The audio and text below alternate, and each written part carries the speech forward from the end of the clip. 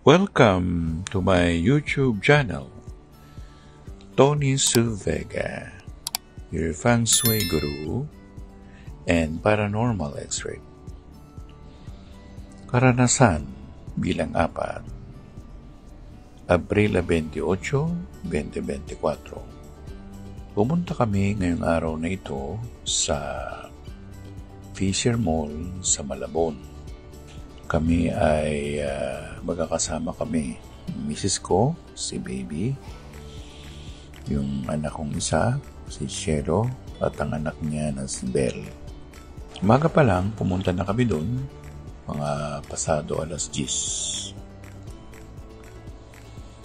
At pinuntahan namin ang mismong supermarket nito. So, isa-isang kinuha namin ang mga ito. Mga gamit doon. Halo-halo. May sorbetes, may Carmen's Best, may kape, may ginger mix, may pagkain si coffee, yung hotdog. Meron ding pedigree para dun sa 3 lalaki na mga aso. Inisa-isa namin ang gondola doon sa Fisher Mall.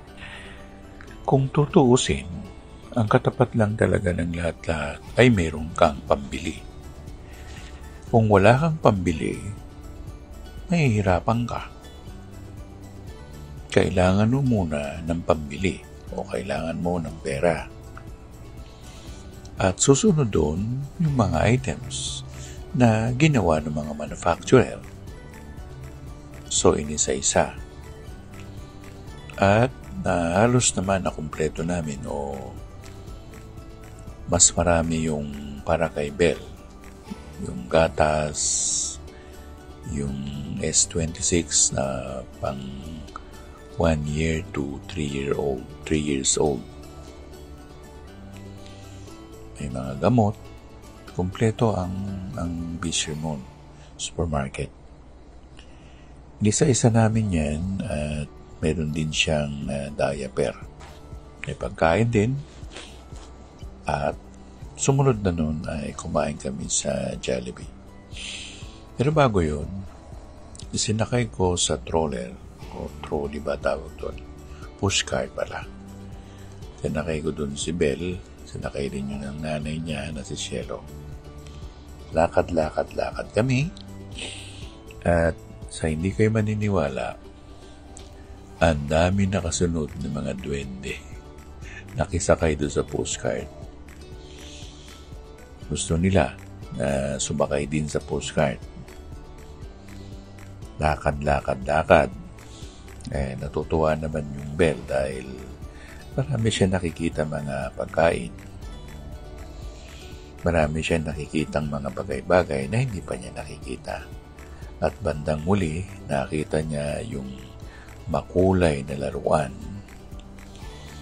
na hindi na namin binili kasi nagbayad na kami. At paulit-ulit din.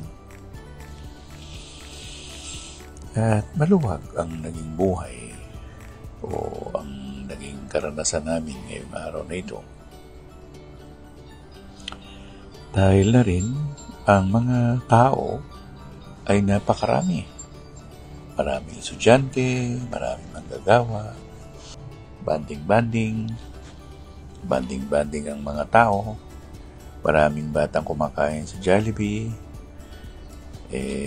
binili ko rin ng ice cream, bumili ko ng pie, marami. Kaya natin na-share itong araw na ito ay sa isang pamilya, maganda rin yung nagbabanding-banding. Nakikita sa isang lugar, hindi lang yung kakain magkakasama. Sa iyan, kasama natin sa buhay yan. Bilang pamilya o bilang magkakapag-anak.